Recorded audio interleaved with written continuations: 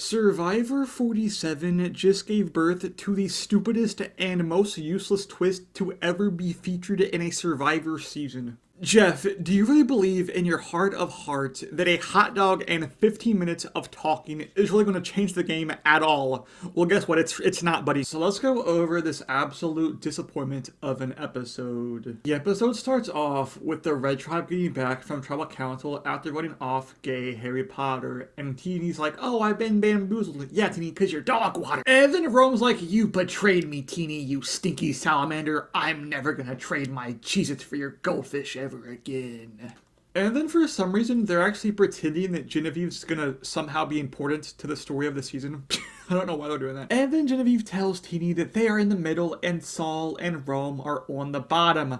Genevieve, you had one episode with more than one confessional. I will not get ahead of yourself, buddy. And then Teeny tells Rome she's sorry because she didn't tell Rome about the plan to vote him out. You're not sorry, buddy. What are you talking about? Teeny, you can't lie. Don't you know lying's wrong and illegal in Survivor? And then Rome says he can never trust Teeny ever again because she is a giant poop head. And then we head to a challenge already. 2 tribes! Let's go! We're finally gonna have a tribe swap with just 2 tribes in the new era of Survivor. This is the greatest thing I've seen in my whole life, bro. 2 teams of 7.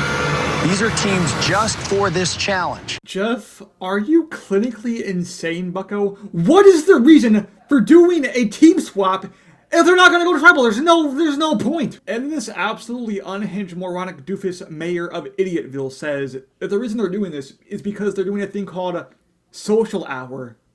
Jeff, I'm going to kill you. What is social hour, you ask? Well, that's an easy question. The team that wins gets to eat hot dogs and talk to each other.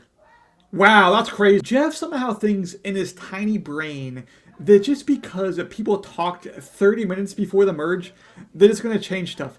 It's not. And I'm pretty sure Jeffrey just told the production team to just make this challenge out of all of their leftover materials, because, like, what is this? And the first team comprises of Stinky Sue, non-racist Kyle, Sam and Nim, Teeny Weenie, Asian Girl number 74, Tayana the Tattletale, and no name Carolyn because she's boring. And the second team comprises of Darman's daughter, Soul Power, Romeo, Goober Gabe, Andy from Toy Story, Pageant Queen Sierra, and I think her name is Genevieve, but I could be wrong. And then Kyle does something that's very dangerous to do in the new era of Survivor. He climbs a ladder. Brandon could never. Yeah, but Kyle kind of just like dominates this entire challenge for his tribe. W's in the chat for Kyle. And then Teeny's like, "Oh my goodness, guys, the social hour is going to change my game."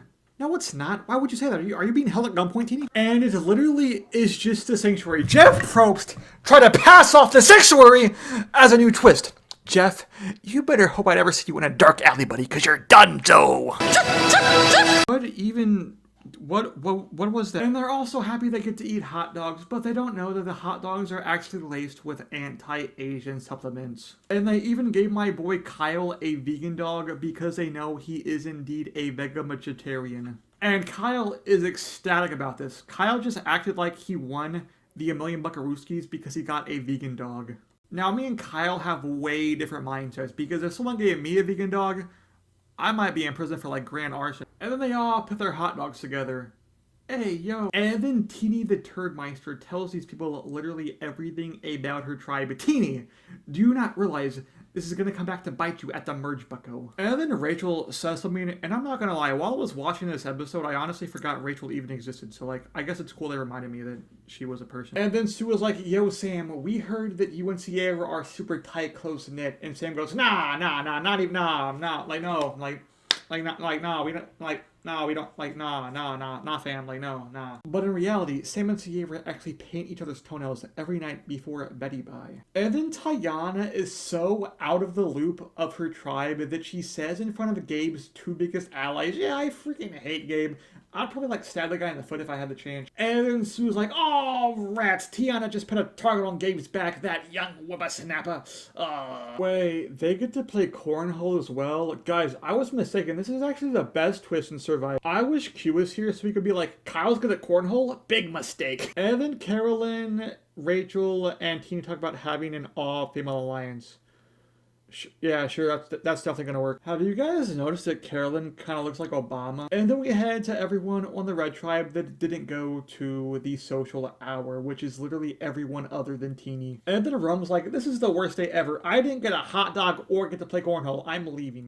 And then for some reason, Rome thought it would be a good idea to try to get everyone on board with voting Teeny before they lost the immunity challenge and with the merge on the horizon. Brother, what are you doing? So Romeo goes to talk to Soliette. And then Rome tells Sol, he's like, yeah, Genevieve says she doesn't want to work with you long term, but she wants to work with Teeny long term. Rome, what are you doing? Why are you throwing your only actual ally in the game under the bus? And then Rome talks to Genevieve about voting out Teeny, and then she makes this face, so I'm going to take that as a no.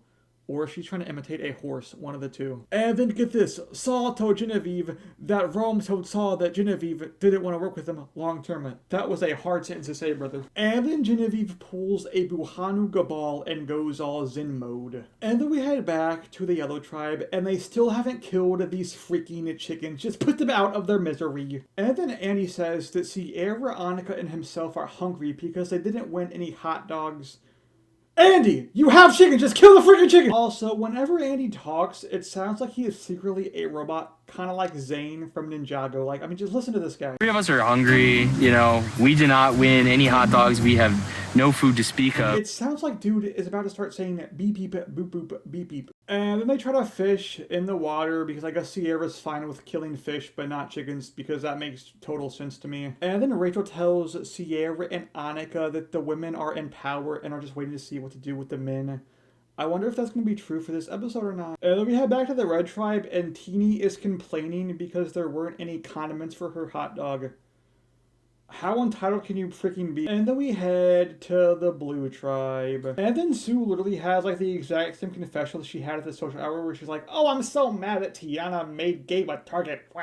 And then they tell Mr. Gabe about what happened. And then Carolyn tells Tiana that she might want to apologize to Gabe so they can go into the merge as a strong 5. And then Tiana apologizes, and I wonder if Gabe forgives her or not. I want to watch her torch get snuffed out, and I want to smile while it happens. Okay, so I'll put you down for a maybe.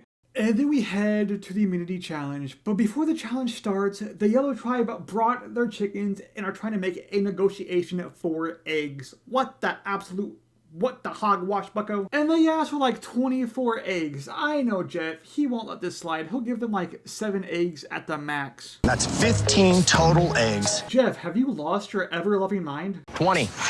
20. Shall we meet in the middle?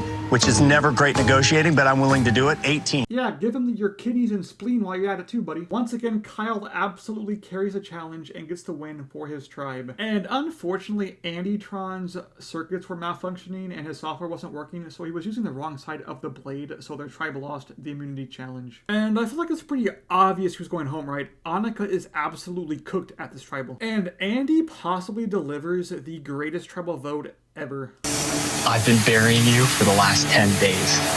Here's your head scout. Guys, even though there is less than a 0% chance that Andy is going to win, we still gotta put some respect on his name for that one. And yeah, Annika got voted out. It was pretty obvious. Clearly she didn't think it was obvious because she's like flabbergasted for like a whole like 47 minutes.